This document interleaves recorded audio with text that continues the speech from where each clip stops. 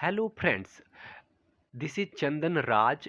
दोस्तों, आज हम आरआरबी एनटीपीसी ग्रुप डी के एग्ज़ाम जो दिसंबर में अभी होने वाले हैं, उसके लिए हमने एक वीडियो बनाए हैं। और इसमें शॉर्टकट ट्रिक है और डायरेक्ट क्वेश्चन के आंसर आप दे पाओगे, इसीलिए ये वीडियो बनाया गया है। हमने क्या करा कि सबसे पहले रिसर्च करा है कि आरआरबी जो है वो क्वेश्चन पूछते कैसे हैं। तो देखिए, सबसे पहले मैं बात करता हूँ कि आरआरबी डायरेक्ट क्वेश्चन पूछते हैं क्योंकि टाइम कम होता है, तो आपसे सॉल्व तो करवाएगा नहीं। वो ट्रिकी क्वेश्चन पूछते हैं और कुछ क्वेश्चन ऐसे होते हैं जो अपवाद होते हैं, एक्सेप्शन। तो चलिए हम बात करते हैं, कुछ बुक दिखा देते हैं कि आपको कॉन्फिडेंस आ जाए कि ये सब बुक के क्वेश्चन हमने इसमें डाले हैं। देखिए, ये रेलवे का जो है वो किरण का बुक है। उसके बाद देखिए, ये स्पीडी का बुक है। और इसके बाद लुसेंट है। तो मैंने लुसेंट से भी बहुत सारे क्वेश्चन रिसर्च पे डाला है और रिसर्च करके हमने देखा है कि मोस्टली क्वेश्चन आते कहाँ से हैं। चलिए, तो इसके लिए हमने एक ट्रिक बनाए हैं। तो देखिए, हम इस ट्रिक का बात करते हैं कि इसमें है क्या। तो देखिए, हम आज बात करेंगे क्रियाशील धातु के बारे में, और ये अपवाद भी होंगे इसमें कुछ। तो क्रियाशील धातु याद करने से आपको डायरेक्ट एक दो क्वेश्चन के जवाब मिल जाते हैं। चलिए हम बात करते हैं क्रियाशील समूह के बारे में। तो देखिए, क्रियाशील समूह के अंदर मुख्यतः धातु ही आएंगे और धातु के बारे में बात करते हैं। चलिए देखिए, ये पोटेशियम है, ये सोडियम है, ये कैल्शियम है, ये मैग्नीशियम है, ये एल्युमिनियम है, ये जिंक है, ये आयरन, ये पीबी है, तो ये लेड है। और ये हाइड्रोजन है, एच से हाइड्रोजन। देखिए, ये कॉपर सी यू। ये देखिए, H G, H G mercury. Mercury दोस्तों, जो थर्मामीटर के अंदर यूज किया जाता है, जिसे हम हिंदी में पारा बोलते हैं। देखिए, ए जी, ये क्या है, सिल्वर चांदी। और उसके बाद सोना, और ये पीटी है, प्लेटिनम। तो देखिए, आज हम बात करेंगे कि इससे फायदा क्या होगा। तो ये इसे बोलते हैं क्रियात्मक समूह। तो देखिए, याद कैसे करेंगे। देखिए, पोसो के मी ए जी आले, हरी कुर्सी मेज से गिर पड़ी। एक बार दोहराते हैं। पोसो के मी ए जी आले, हरी कुर्सी मेज से गिर पड़ी। देखिए, एक बार हम दिखाते हैं। देखिए, पोसो के मी ए जी आले, हरी कुर्सी मेज से गिर पड़ी। ठीक है दोस्तों, ये ट्रिक है। अब देखिए, ट्रिक याद करने के बाद आप क्वेश्चन का नंबर आता है। तो देखिए, स्टार्टिंग के जो पोटेशियम, सोडियम, कैल्शियम, मैग्नीशियम, ये जो धातु है, इसे अत्यधिक क्रियाशील धातु बोला गया है। मैग्नीशियम से ऊपर वाले तो मोस्टली बोल ही सकते हैं अत्यधिक अभिक्रियाशील धातु है। इसे बस हवा में छोड़ दीजिए, इसमें क्या है, ये वायु की उपस्थिति में इनमें आग लग जाता है, इसीलिए इसे अत्यधिक अभिक्रियाशील धातु बोला गया है। तो ये सबसे पहला पॉइंट है। अगर आपसे क्वेश्चन आरआरबी ऐसे ही डायरेक्ट पूछेंगे कि अत्यधिक अभिक्रियाशील धातु कौन से हैं, तो आज से याद करेंगे। आज से क्वेश्चन एकदम टिक करके आएंगे। पोटेशियम, सोडियम, कैल्शियम और लिथियम। ओके दोस्तों, उसके बाद हम बात करते हैं यही तीनों तत्वों के बारे में, जैसे सोडियम, पोटेशियम, पोटेशियम, सोडियम और लिथियम। ये तीनों धातु धातु होने के बावजूद भी ये नर्म होते हैं। तो आपसे क्वेश्चन पूछा जाएगा कि कौन से धातु नर्म होते हैं, नर्म अवस्था में पाया जाता है। तो सोडियम, पोटेशियम और लिथियम। दो क्वेश्चन। तीसरा क्वेश्चन देखिए, पूछा जाएगा कि कौन से धातु है जिसे हम चाकू से काट सकते हैं, कट विथ नाइफ। ठीक है, तो ध्यान में रखिएगा, ये पनीर के तरह सॉफ्ट होते हैं और इसे हम आसानी से चाकू से काट देते हैं। ओके दोस्तों, देखिए, चौथा क्वेश्चन आरआरबी वाले क्या पूछ सकते हैं। अगर थोड़ा सा कॉम्प्लेक्स करना चाहा तब। तो देखिए कॉम्प्लेक्स तो नहीं बोल सकते हैं। देखिए ये ऐसा धातु है सोडियम पोटेशियम लिथियम जिसे हम कैरोसिन के ऑयल में तेल में डुबो के रखते हैं। पूछा जाता है क्यों? क्योंकि ये ऑक्सीजन की उपस्थिति को तोड़ देता है। अगर ये ऑक्सीजन के उपस्थिति में आता है तो इसमें आग लग जाता है, कैचिंग फायर।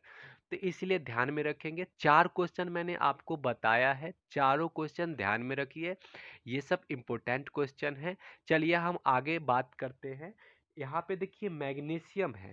मैग्नीशियम एक ऐसा धातु है जो सिर्फ गर्म पानी के साथ अभिक्रिया करता है। ओके दोस्तों, ये गर्म पानी के साथ अभिक्रिया करता है। और दूसरा बात ऐसा भी ध्यान में रखेंगे, अगर इसे पानी में मिला दिया जाए तो ये पानी पर तैरने लगता है। चलिए ये बात याद रखिएगा।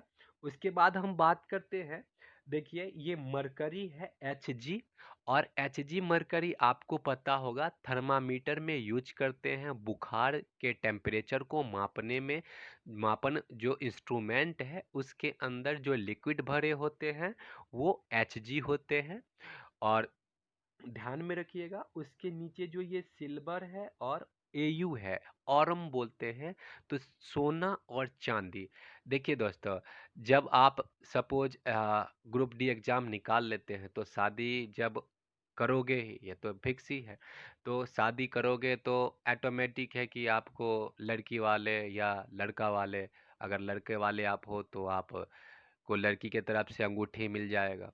चलिए, नहीं तो आप लड़के वाले हो तो लड़की को गिफ्ट में पायल दोगे, तो वो चांदी के ही तो दोगे, एल्युमिनियम के तो दोगे नहीं, क्योंकि आप भी तो थोड़ा सा ये देखो। ठीक है, तो ये दोनों धातु हैं, और इसे इसीलिए हम महंगा बोलते हैं क्योंकि ये हमारे अर्थ क्रस्ट पे, हमारे पृथ्वी पे कम मात्रा में मिलते हैं। उसके बाद दूसरा सबसे बड़ा फैक्ट ये है कि ये निम्न अभिक्रियाशील धातु है। निम्न अभिक्रियाशील कहने का मतलब ये है कि ये जो धातु है ये अभिक्रिया धीरे धीरे करता है। आपने मान लो सपोज आपने एक सोने के अंगूठी को खरीदा है, तो तुरंत जल्दी उसमें कलर परिवर्तन नहीं होते हैं। कहने का मतलब वो धीरे धीरे अभिक्रिया करके उसके जो चमक होते हैं वो धीरे धीरे, साल भर ले लो 6 महीने ले लो, ये ऐसे धीरे धीरे अपने रंग में थोड़े थोड़े परिवर्तन आते हैं, तो इसीलिए ये निम्न अभिक्रियाशील धातु बोले गए हैं। तो ये आप चीज एकदम ध्यान में रखना। उसके बाद हम बात करते हैं यहाँ पे धातु के कुछ अपवाद हैं। देखिए अपवाद, एक्सेप्शन ऑफ मेटल। तो देखिए मरकरी, मरकरी देखिए धातु है, लेकिन हम मुख्यतः हम यह जानते हैं कि धातु ठोस अवस्था में पाया जाता है, लेकिन मरकरी धातु होने के बावजूद भी ये द्रव्य अवस्था में पाया जाता है। पहला पॉइंट। दूसरा बात देखिए गैलियम और सीजियम। गैलियम सीजियम धातु है, लेकिन ये हमारे बॉडी टेम्परेचर पर ही आने पर पिघलना स्टार्ट हो जाता है, मतलब द्रव्य अवस्था में आना शुरू कर देगा। तो गैलियम और सीजियम बहुत इंपॉर्टेंट है, ध्यान में रखिएगा। पूछा जाएगा कि बॉडी टेम्परेचर पर कौन सा धातु पिघलना स्टार्ट हो जाता है, तो लिथियम सॉरी गैलियम और सीजियम। देखिए gold silver platinum lead and copper, ये सब कुछ ऐसे बोल सकते हैं, ऐसे धातु हैं जो मुख्यतः कम अभिक्रियाशील धातु है। ठीक है। उसके बाद देखिए टंगस्टन।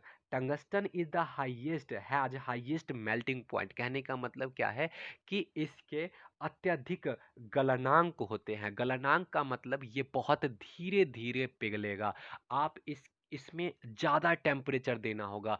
आप सोचोगे कि हम इसे 100 डिग्री सेल्सियस पे या 100 डिग्री केल्विन टेम्परेचर देकर इसे हम पिघला दें, तो ये पॉसिबल नहीं है। इसीलिए हम बल्ब के जो फिलामेंट होते हैं ये टंगस्टन के बने होते हैं, और टंगस्टन के इसलिए यूज किया जाता है क्योंकि उसके मेल्टिंग पॉइंट क्या होंगे, उच्च होंगे, हाई होंगे। तो आज से ये आरआरबी भी 2-3 बार क्वेश्चन पूछ चुका है कि बल्ब में कौन से धातु का यूज किया जाता है। तो बल्ब में आज से हम बात करेंगे टंगस्टन का यूज किया जाता है। पूछा जाता है क्यों, तो ऐसे क्वेश्चन मेरे हिसाब से एनटीपीसी पूछ सकते हैं, तो बोलेंगे कि हाई मेल्टिंग पॉइंट, उच्च गलनांक होने के कारण। चलिए देखिए, टाइटेनियम, तो देखिए दोस्तों ये क्वेश्चन बहुत इंपॉर्टेंट है। टाइटेनियम, टाइटेनियम धातु है, और धातु का, अगर धातु के अंदर, मेटल के अंदर आपसे पूछा जाता है कि सबसे कठोर और सबसे मजबूत धातु कौन से हैं, तो बात करेंगे टाइटेनियम के। तो ऐसे क्वेश्चन आए हैं प्रीवियस क्वेश्चन पेपर, आप उठा के देखो तो आपसे क्वेश्चन पूछ लिया जाता है कि सबसे अत्यधिक मजबूत और सबसे अत्यधिक कठोर धातु, ध्यान में रखिएगा अधातु नहीं पूछा जा रहा है, धातु, तो क्या होगा, टंगस्टन। अगर अधातु पूछ लिया जाता तो तब हम क्या बोलते, हीरा, डायमंड। ठीक है, चलिए आज हम इसके बाद हम बात करते हैं अधातु के बारे में। देखिए अधातु, following exception of non metal, non metal के अपवाद के बारे में बात करेंगे। देखिए अधातु के अपवाद, तो देखिए ब्रोमीन अधातु है, फिर भी ये कौन से अवस्था में पाए जाएंगे, लिक्विड मतलब द्रव्य अवस्था में, एट रूम टेम्परेचर, कमरे के तापमान पर। अगर पूछ लिया जाए कि कौन से अधातु द्रव्य अवस्था में पाए जाते हैं, तो हम बात करेंगे कौन से, ब्रोमीन। चलिए उसके बाद आयोडीन एंड ग्रेफाइट। देखिए दोस्तों, जनरली हमें ये पता है कि अधातु चमकदार नहीं होते हैं, लेकिन ये आयोडीन और ग्रेफाइट एक ऐसा अधातु है जो चमकदार होते हैं। जैसे नमक, आयोडीन नमक ले लो, और ग्रेफाइट जो पेंसिल के बीच में जो होते हैं, जो पेंसिल के ऊपर वाले तो खोखले लक्कर के होते हैं, और उसके बीच में जो पेजेज पे जिससे हम लिखते हैं वो ग्रेफाइट के ही होते हैं, और वो ग्रेफाइट ही हैं। तो मुख्यतः दो ऐसे अपवाद हैं जो अधातु हैं, वो कौन से हैं, ग्रेफाइट और आयोडीन। ये दोनों क्या होते हैं, लस्टर, लस्टर का मतलब ये बोल सकते हैं कि ये चमकीला होता है। चलिए बात करते हैं कि ऐसा कौन सा अधातु है जो सबसे कठोर है, तो कौन से होंगे, हीरा, डायमंड, याद रहेगा। देखिए कार्बन कंडक्ट इलेक्ट्रिसिटी, सही बात है, कार्बन इलेक्ट्रिसिटी कंडक्ट करते हैं, कहने का मतलब विद्युत का संचालन करते हैं। उसके बाद हम बात करते हैं ऑक्सीजन। देखिए ऑक्सीजन हमारे पृथ्वी पर सबसे प्रचुर मात्रा में पाए जाने वाले गैस हैं। देखिए carbon, sulphur and phosphorus. Carbon, Hindi में भी कार्बन, इंग्लिश में भी कार्बन, इंग्लिश में भी सल्फर, हिंदी में भी सल्फर। तो ये सब एक एलोट्रॉप्स हैं। एलोट्रॉप्स का मतलब ये बोल सकते हैं कि पूछ लिया जाता है कि कार्बन के अपरूप कौन कौन से हैं, तो कार्बन के अपरूप कौन कौन से हो गए, कार्बन के अपरूप कार्बन, सल्फर और फॉस्फोरस। और मैं एक और बात बता दूं कि कार्बन के अपरूप, दूसरे शब्दों में कार्बन के अपरूप ग्रेफाइट और डायमंड और एक बक मिनिस्टर फ्लोरेंस है।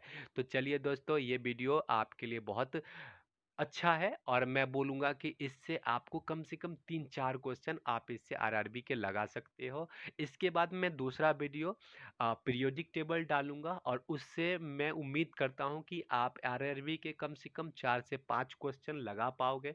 तो वो ज़रूर वीडियो देखें। चलिए thank you, tata, bye bye.